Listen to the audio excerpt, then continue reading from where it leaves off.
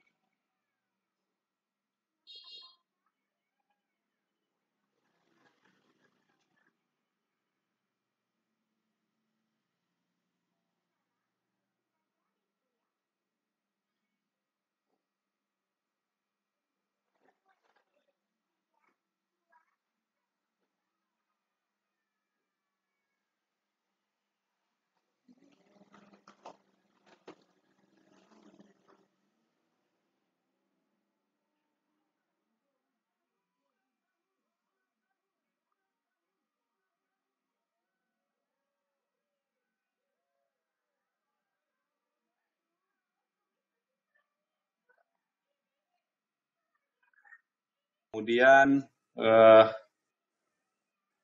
selanjutnya saya juga senang sekali pada hari ini bisa hadir pada acara ini yang dihadiri oleh sekian banyak guru di seluruh Indonesia. Terima kasih telah hadir, bahwa saya berharap organisasi ini ke depan bisa menjadi rujukan ya, ketika Direktorat Jenderal membutuhkan semua informasi tentang guru, bahkan tentang murid ya, yang ada di Indonesia. Juga saya berharap organisasi ini menjadi rujukan ketika kita akan menyusun buku-buku ajar. Ya. Saya kira tahu semua bahwa sekarang ini buku ajar menjadi perhatian kita semua. Ya. Saya senang ketika semua masyarakat sekarang sadar betul akan pentingnya buku ajar agama Hindu, yang ini menjadi momentum bagi kita, ya, karena kebetulan juga berdasarkan undang-undang perbukuan itu, maka materi bahan ajar ya, itu menjadi tanggung jawab Direktorat Jenderal. Oleh karena itu kita akan sedang membentuk tim untuk mereview semua buku agama Hindu yang telah beredar. Nah, tentu kontribusi teman-teman menjadi penting dalam hal ini. Ya, tolong Pandu Nusa juga bisa mereview semua buku-buku ajar, ya, baik itu tingkat dasar maupun menengah. Kira-kira pada titik-titik mana kita bisa memperbaiki buku yang lebih mencerminkan Hindu Nusantara. Ya, tentu saja juga mencerminkan bagaimana buku-buku harusnya sudah sesuai dengan kebutuhan murid, dan buku-buku jika diajarkan itu membuat murid menjadi bangga terhadap Hindu. Itu yang paling penting. Jadi perlu kesesuaian bahan ajar dengan tingkat maturitas kebutuhan psikologis anak didik. Ini kita bisa mereview, mengacu, membandingkan dengan buku-buku agama lain misalnya. Dan ini sudah dengan baik dirangkum dalam hasil Pasamuan Agung Parisade Hindu Dharma Indonesia tahun 2018 yang merekomendasikan kita untuk mereview semua bahan ajar. Sudah lengkap, saya kira waktu itu juga banyak sekali para guru-guru yang terlibat dalam penyusunan rekomendasi tersebut. Ya. Jadi tentu saja sekali lagi saya ucapkan sangat besar harapan saya kepada Pandu Nusa untuk terus berkarya bagi kemajuan dunia pendidikan Hindu di Indonesia. Saya kira itu yang bisa saya sampaikan terkait dengan sambutan Ini tugas saya sungguh berat ini dari panitia ini. Pertama dikasih sambutan, berikutnya suruh membuka, dan ketiga suruh ngasih materi lagi. Ya, namun bagi saya ini sebuah kehormatan. Ini terus terang saja saya bela-belain tadi itu lagi rapat dengar pendapat dengan Komisi 8 DPR RI ya. Jadwalnya jam 10 sampai jam 13. Ternyata molor sampai jam 13:04 lebih belum selesai, dan saya keluar ruangan demi janji saya untuk hadir pada acara Pandunusa ya. Jadi saya meninggalkan Bapak Wakil Menteri yang saya dampingi dan teman-teman dirjen lainnya karena sudah janji mau hadir di tempat ini. Teman-teman sekalian, mengapa begitu? Karena saya berharap banyak terhadap kemajuan pendidikan di tanah air, khususnya pendidikan Hindu, dan teman-teman semualah yang menjadi tulang punggung harapan kita semua. Saya kira itu sambutan saya, dan saya mohon maaf jika nanti sering-sering minum ya. Saya ini masih belum bagus betul tenggorokan saya ini. Jadi kalau ngomong 5-10 menit harus didorong nih. Teman-teman semua, saya kira itu sambutan saya, dan berikutnya saya ingin menjalankan tugas kedua dari teman-teman untuk membuka acara ini dengan ucapan Om Awigiramastu Namo Sidam. Maka workshop RPP Merdeka Belajar, Lembaga Penjamin Mutu Pendidikan, Perkumpulan Acarya Hindu Nusantara Pandunusa, pada hari ini, hari Senin, tanggal 28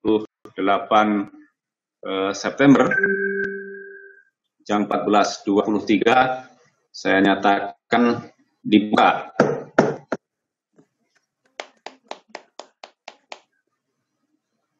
Sudah 2 tugas saya selesaikan, sambutan dan pembukaan. Sekarang saya mencoba memenuhi permintaan teman-teman untuk mengisi materi. Ya, tapi tentu saja, saya belum bisa dikasih akses untuk share screen ya. Tolong host bisa memberikan saya akses share screen agar saya bisa share screen.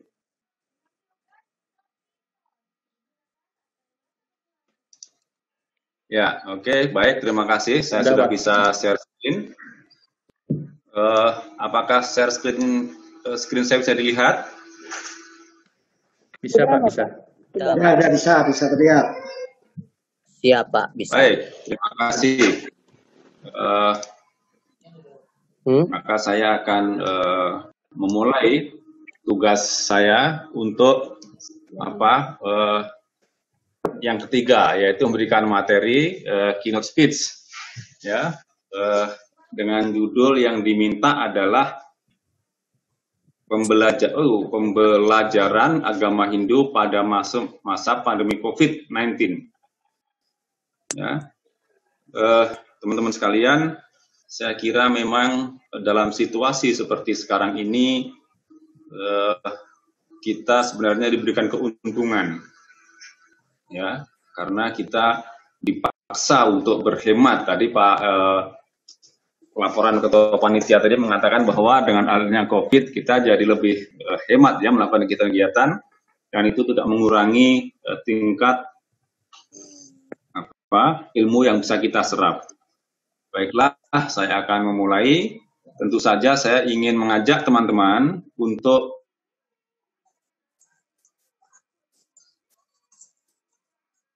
sekarang. Itu yang paling penting untuk panduan kita pertama-tama dalam melaksanakan seluruh kegiatan pembangunan nasional. Bahwa dalam RPJMN 2020-2024, pemerintah menetapkan tema, yaitu terwujudnya Indonesia maju yang berdaulat, mandiri, dan berkepribadian berlandaskan gotong royong. Nah, di situ ada 7 agenda pembangunan. yang kelima adalah bicara tentang revolusi mental dan pembangunan kebudayaan. Ya, disitulah Kementerian Agama banyak terlibat, ya, karena selain itu ada urusan masalah ekonomi, transportasi dan seterusnya. Tapi sebenarnya juga banyak kaitannya teman-teman ini dengan agenda SDM tentu saja. Nah, dalam bidikan pemerintah, ya, apa yang dibaca pemerintah saat ini, atau kita sebut dengan namanya istilahnya lingkungan strategis, yang terjadi di negara kita, itu adalah pertama melemahnya ideologi Pancasila dan ketahanan budaya bangsa. Ya, ini harus kita pahami semua situasi seperti ini pada saat sekarang. Kemudian belum optimalnya pemajuan kebudayaan Indonesia, lalu belum mantapnya pembangunan karakter dan budi pekerti, kemudian masih lemahnya pemahaman dan pengamalan nilai-nilai ajaran agama, kemudian belum kukuhnya moderasi beragama untuk memperkuat toleransi dan kerukunan, lalu belum optimalnya peran keluarga, dan rendahnya budaya literasi, inovasi dan kreativitas. Teman-teman, saya kira ini adalah kondisi yang dipetakan oleh pemerintah dengan sangat jitu. Saya kira bahkan ketika kita bicara budaya literasi, maka kita sadari betapa rendahnya literasi kita. Kalau baca berita, kita masih lihat judulnya saja, jarang melihat isinya. Sekarang lagi zamannya medsos. Kalau kita baca medsos, ya, itu judulnya juga, ya, tidak dipelajari, tidak dicek dengan sumber-sumber yang resmi. Nah, ini artinya masih menggambarkan rendahnya budaya literasi. Kemudian inovasi dan kreativitas juga ini menjadi hal yang sangat penting bagi teman-teman semua dengan profesi sebagai guru. Ya. Inilah yang akan menentukan siapa yang akan menjadi objek atau subjek. Kalau kita kuat dalam literasi, inovasi, dan kreativitas, maka kita akan menjadi subjek dari adanya era disrupsi. Ya. Kalau kita kalah, maka kita akan menjadi objek, kita akan menjadi user dari disruption, dan kita akan dimanfaatkan orang. Teman-teman semua, oleh karenanya, kemudian visi Kementerian Agama adalah bagaimana menjadi Kementerian Agama yang profesional dan andal dalam membangun masyarakat yang saleh, moderat, cerdas, dan unggul untuk mewujudkan Indonesia yang maju, berdaulat, mandiri, dan berkepribadian berdasarkan gotong royong. Ini yang kita emban bersama, dan Direktorat Jenderal Bimas Hindu juga tentu saja memiliki visi yang sama. Yang ini tidak jauh juga dengan visi Presiden. Teman-teman sekalian, saya ingin menjelaskan sedikit tentang Direktorat Jenderal Bimas Hindu. Barangkali sudah banyak yang tahu, tapi mungkin jika ada yang belum tahu, ingin saya tegaskan bahwa Direktorat Jenderal Bimas Hindu itu dipimpin oleh seorang Direktur Jenderal yang dibantu oleh 3 pejabat eselon 2, yaitu Sekretaris, Direktur Urusan Agama, dan Direktur Pendidikan Hindu. Saya ingin menyampaikan bahwa pada saat ini yang sudah terisi baru Direktur Jenderal dan Direktur Urusan Agama Hindu. Masih ada posisi yang kosong, yaitu Sekretaris dan Direktur Pendidikan Hindu. Barangkali teman-teman dari Pandu Nusa ada yang memenuhi kualifikasi dan berminat, bisa nanti bulan depan untuk ikut seleksi terbuka, ya, Sekretaris dan Direktur Pendidikan Hindu. Syaratnya adalah tentu secara administrasi, golongannya minimal 4B, ya, umurnya maksimal biasanya sekitar 56 atau 57, kemudian tentu akan dilakukan tes secara objektif. Ya. Nah, kami di Direktorat Jenderal itu mempunyai tugas untuk merumuskan dan melaksanakan. Jadi kita merumuskan serta melaksanakan kebijakan dan standarisasi di bidang bimbingan masyarakat Hindu sesuai dengan ketentuan peraturan perundang-undangan. Ya. Kita dalam menjalankan tugas itu menyelenggarakan fungsi perumusan kebijakan, koordinasi pelaksanaan kebijakan, pelaksanaan pembinaan penyelenggaraan, pemberian bimbingan teknis dan supervisi, pelaksanaan pemantauan evaluasi dan pelaporan, kemudian pelaksanaan administrasi Direktorat Jenderal serta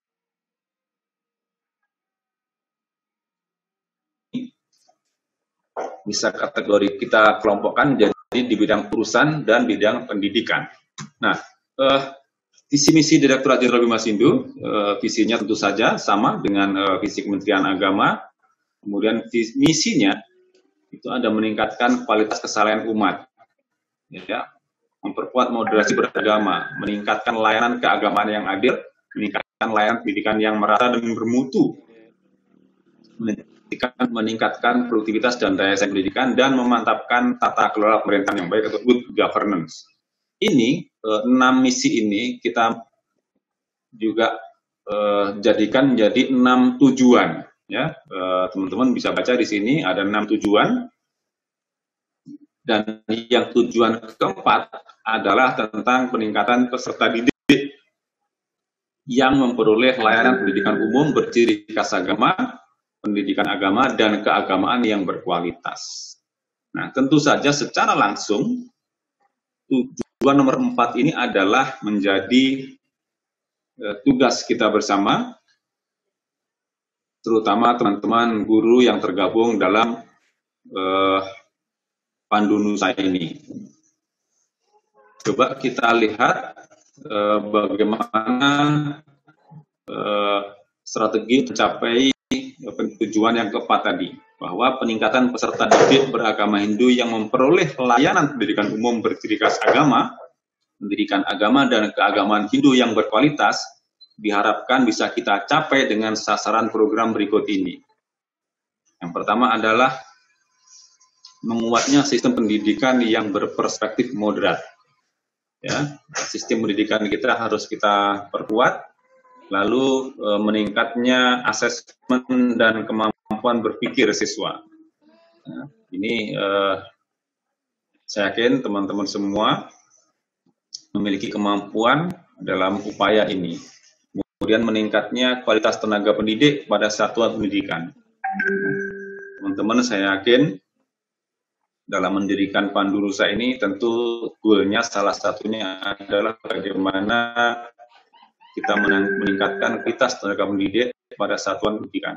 Kemudian meningkatnya jumlah guru yang memenuhi SMP dan meningkatnya kualitas, standar, dan sistem manajemen pendidikan, serta menguatnya pendidikan karakter siswa. Oh iya, saya mau sedikit menjawab tadi tentang PPG ya.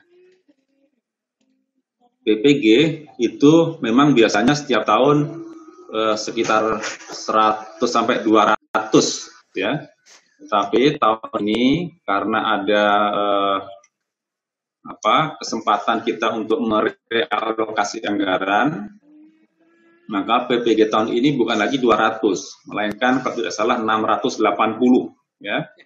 Jadi kita efisienkan anggaran-anggaran, kita kumpulkan sekitar 3 miliar untuk menambah jumlah peserta PPG yang dari sekitar 200-an menjadi lebih dari 600, setelah 680-an sekian. Ya. Ini membutuhkan anggaran yang besar, tapi ya puji syukur kita bisa menambahkan anggaran untuk melaksanakan PPG tahun ini, sehingga jumlah guru yang bisa kita ikut sertakan itu melonjak lebih dari 3 kali lipat, ya, hampir sekitar 680. Nah, harapannya ini akan sangat signifikan bagi upaya untuk meningkatkan kualitas guru-guru kita.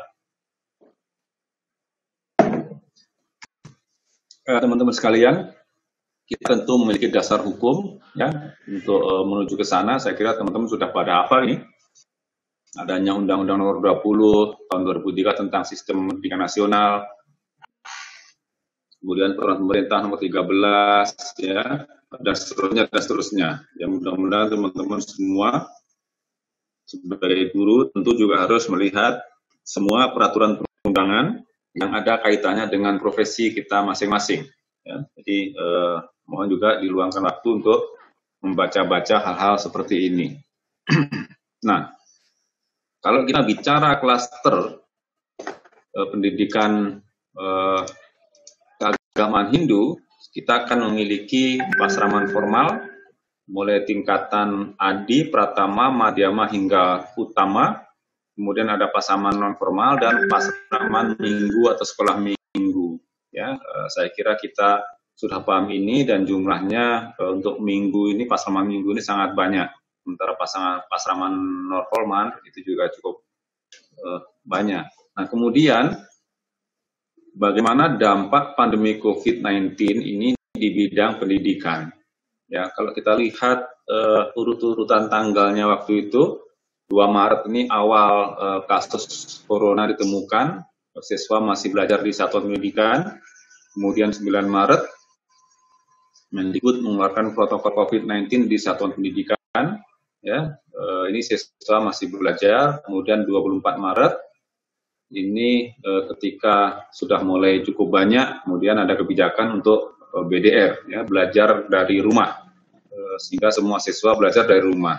Lalu kemudian karena ternyata COVID-19 itu tidak saja mempengaruhi dunia kesehatan dan pendidikan, tetapi juga ekonomi, maka kemudian mulai pemerintah memiliki kebijakan gas dan rem, gitu ya. Gas itu ekonominya mulai jalan, rem itu bagaimana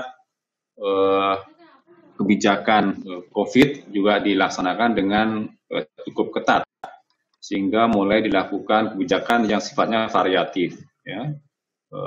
Yang zona-zona tertentu tidak boleh, tetapi yang zona hijau masih boleh dengan syarat, dan seterusnya, sehingga perubahan peraturan-peraturan tentang COVID dalam kaitannya dengan pendidikan juga terus dijalankan.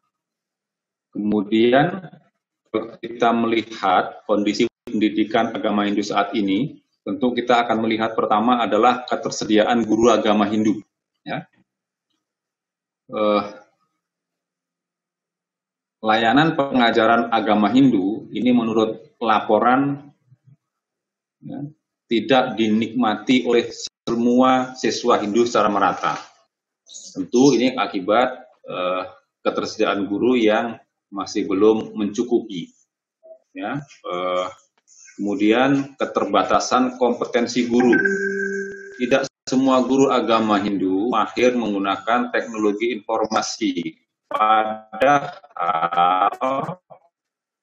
Padahal situasi COVID itu memaksa kita harus memiliki kemampuan teknologi informasi. Maka saya tadi saya senang mendengar istilah Gahcati, ya. Gahcati. Tadi malam saya baca-baca Gahcati itu apa gitu, bingung saya. Ternyata adalah guru agama Hindu cakap teknologi informasi. Ya, ini tentu istilah yang menarik, saya kira Gahcati namanya. Kemudian ketersediaan penunjang pembelajaran jarak jauh, ya, bahwa ini ternyata tidak semua siswa dan guru memiliki peralatan penunjang PJJ secara memadai. Ini saya kira ke depan akan menjadi fokus perhatian kita. Saya sudah menginstruksikan kepada Direktorat Jenderal teman-teman untuk bagaimana memenuhi kebutuhan ini, karena COVID ini tidak akan selesai di tahun depan, ya, sehingga saya kira memang perlu ada bantuan-bantuan untuk mendukung proses pembelajaran jarak jauh, baik bagi gurunya maupun bagi siswanya. Ya. Nah, media pembelajaran jarak jauh juga ini masih belum banyak kita punya. Nah, ini tantangan ke depan saya kira. Pandu Nusa ini tadi sebutkan yang register membernya sudah sekitar 290 orang lebih gitu ya. Bayangkan kalau setiap 10 orang itu bersama-sama membuat satu konten saja media pembelajaran, maka akan ada 29 konten yang baik. Nah, ini sudah meliputi semua mata pelajaran ini harusnya. Jadi perlu program-program seperti itu agar nanti guru-guru juga akan makin mudah ya, tinggal di style konten yang dibuat, maka murid kemudian belajar dengan senang, ya, ilmunya dapat, ya, dan apa yang diajarkan tentu sesuai dengan metode kekinian, ya. Jadi di sini letak inovasi dan kreativitas yang harus dimiliki oleh teman-teman guru. Nah, kemudian kalau pasraman minggu, saya kira juga kondisinya tidak jauh berbeda ya, bahwa tidak semua guru agama Hindu di Pasaman itu berlatar belakang pendidikan agama Hindu misalnya. Tentu juga lebih memprihatinkan lagi. Kemudian ruang kelas juga tidak memadai, mengakibatkan terjadinya penggabungan peserta didik dengan jenjang yang berbeda. Ya, fasilitas pembelajaran juga tentu saja kurang, dan hal lain-lain juga yang masih seringkali memprihatinkan. Ya, karena kita juga sudah cukup banyak sebenarnya memberikan bantuan-bantuan pada pembangunan pasraman, namun demikian memang anggaran tidak akan cukup. Oleh karena itu saya tadi juga senang ketika mendengar panitia bahwa ini berkolaborasi juga dengan BDDN, ya, Badan Dharma Dana Nasional. Ya, kita tahu bahwa anggaran kita terbatas, maka ke depan BDDN harus kita besarkan. Ya, bagaimana BDDN mampu memberikan kontribusi yang lebih terhadap proses-proses pembelajaran menjadi penting. Ya, oleh karena itu saya minta kesadaran, ya, barangkali kalau perlu kita buat aturan dalam waktu nanti semua PNS ya atau ASN sebaiknya mulai menjalankan Bisama dari Parisade Hindu Dharma Indonesia untuk berpunia 2,5% penghasilan. Itu juga menjadi penting ya, teman-teman guru yang sudah jadi ASN mohon kesediaannya untuk saling berbagi dengan yang membutuhkan. Ya, saya kira ke depan juga perlu kita buat peraturan tentang itu. Lalu bagaimana Direktorat Jenderal Bimas Hindu bisa melakukan intervensi untuk penyelenggaraan pendidikan agama dan keagamaan ini? Ada beberapa hal ya ketika terjadi pandemi COVID ini. Pertama, bantuan Sarpras. Terkait COVID, kita sudah melakukan bantuan sebanyak 43 lokasi untuk pasraman formal, non-formal, dan pasraman minggu. Kemudian juga kita memberikan bantuan afirmasi COVID ya di 310 lokasi untuk pasraman formal, non-formal, dan pasraman minggu. Kemudian kita juga memberikan bantuan PJJ, pembelajaran jarak jauh, dengan penggantian kuota untuk siswa sebesar 150.000 per bulan per anak. Ya, ini kita data, dan ini mereka kita berikan bantuan. Nah, ada beberapa strategi tentu saja untuk mengatasi kendala pandemi COVID. Ya, pertama adalah untuk guru, kita perlu memberikan pelatihan e-learning dan memberikan tambahan insentif bagi guru agama non-PNS. Ya, kita sedang mengupayakan anggaran untuk terus bisa memberikan ini. Harapannya guru-guru non-PNS kita berikan tambahan insentif. Kemudian juga saya kira ini programnya Pandu Nusa kali ini, ya, Gah Cati tadi sangat baik juga karena ini memberikan pelatihan memperkuat kemampuan IT dari para guru. Kemudian untuk fasilitas kita menambah sasaran bantuan Sarpras dan penyediaan alat teknologi pembelajaran. Yang berikutnya adalah mengembangkan e-pasraman ya, bekerjasama dengan beberapa usaha yang dimiliki oleh umat kita. Teman-teman sekalian, kemudian untuk sistem pembelajaran masa pandemi COVID, kita telah membuat surat edaran tentang penerapan sistem pembelajaran tahun ajaran 2020-2021 pada masa pandemi COVID. Ya, ini untuk pendidikan keagamaan Hindu. Ya, tentu saja kita harapkan surat edaran itu bisa mengatur proses belajar dan mengajar yang aman dari ancaman pandemi COVID ini. Nah, sekarang teman-teman sekalian, kita akan bicara tentang apa yang akan guru lakukan, apa yang harus dilakukan oleh guru pada era revolusi industri 4.0 sekarang ini. Kita harus sadar sesadar-sadarnya bahwa dunia terus bergerak. Saat ini kita memasuki era revolusi industri 4.0 dan era society 5.0. Oleh karenanya, teman-teman guru harus siap menghadapi ini. Ya. Nah, kebetulan COVID-19 itu telah memaksa kita semua ya, untuk segera bertransformasi. Karena tanpa COVID-19 belum tentu kita bisa secepat ini untuk memaksa diri kita untuk menggunakan teknologi informasi.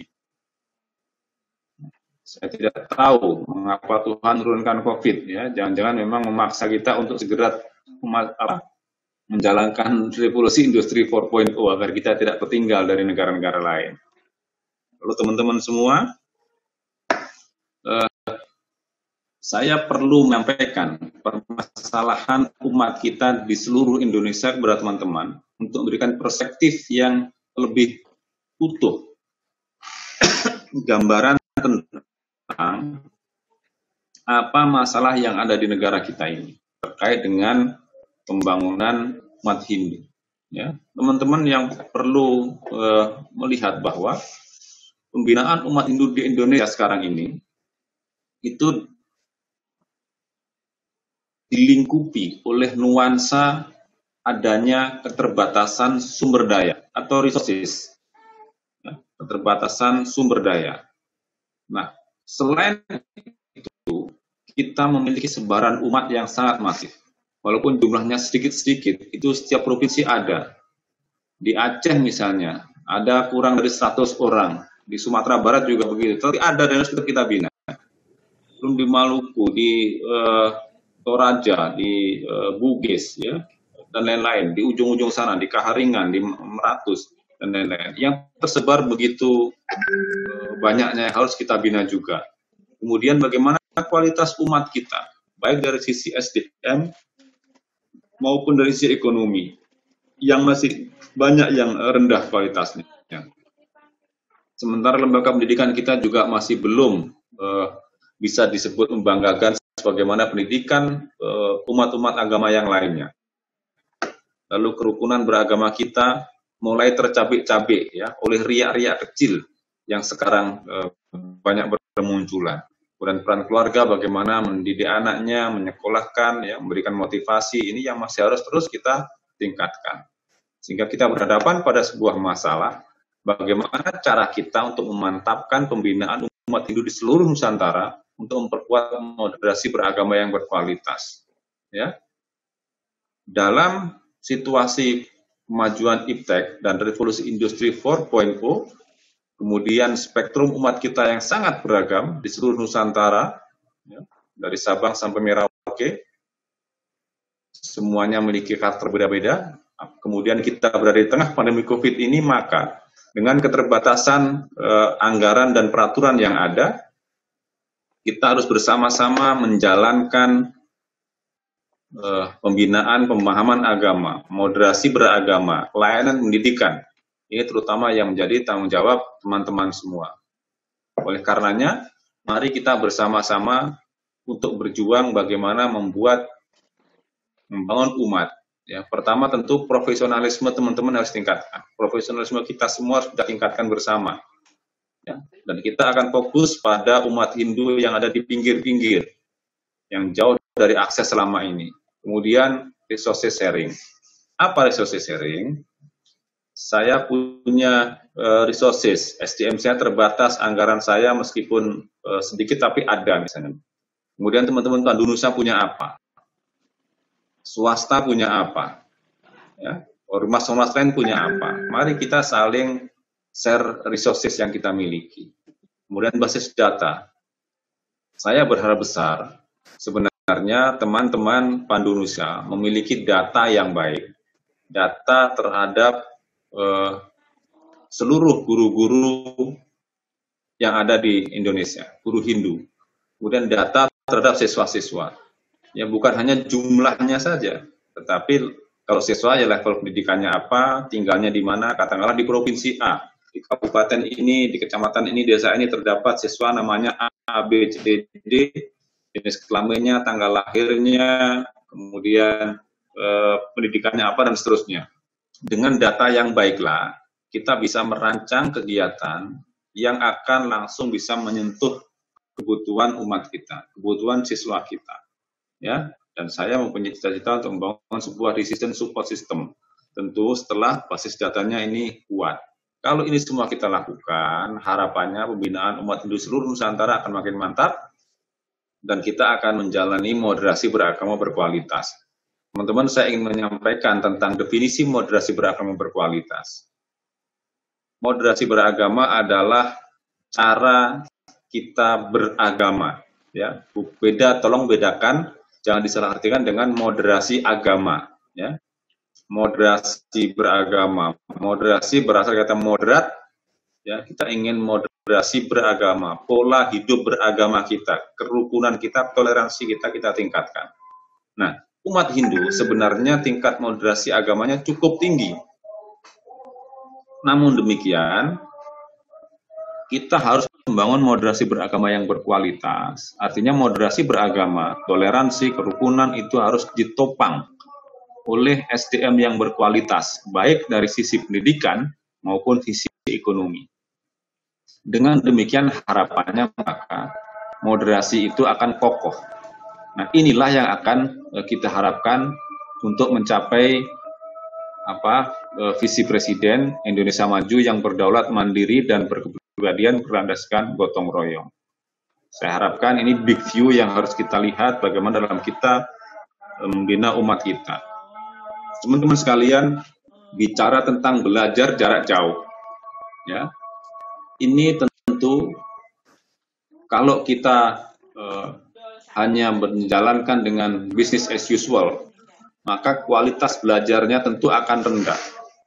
Bagaimana agar kualitas belajar kita itu lebih efektif, efisien, dan berkualitas tinggi, maka mau tidak mau kita harus menjalankan apa yang disebut dengan transformasi digital. Transformasi digital menjadi sangat penting bagi upaya kita untuk melakukan pembelajaran di masa pandemi COVID-19 ini. Ya, jadi kita butuhkan SDM yang punya mindset dan culture set yang baik tentang bagaimana cara belajar dalam pandemi COVID menggunakan transformasi digital. Ya, kalau dalam bahasa teman-teman barangkali tadi namanya Gahcati, ya, guru agama Hindu yang cakap teknologi informasi. Kita harus menuju ke sana. SDM kita harus kita siapkan. Ya, karena itu pelatihan-pelatihan ini menjadi sangat baik dan sangat menarik. Bagaimana meningkatkan kualitas SDM kita. Lalu infrastruktur digital, ya, kita membutuhkan infrastruktur digital yang baik, ya, alat-alat komunikasi. Ya. Kalau ini tidak memadai, maka sulit juga untuk kita bicara tentang transformasi digital. Nah, karenanya ke depan kita ingin banyak memberikan bantuan-bantuan untuk memperkuat infrastruktur digital.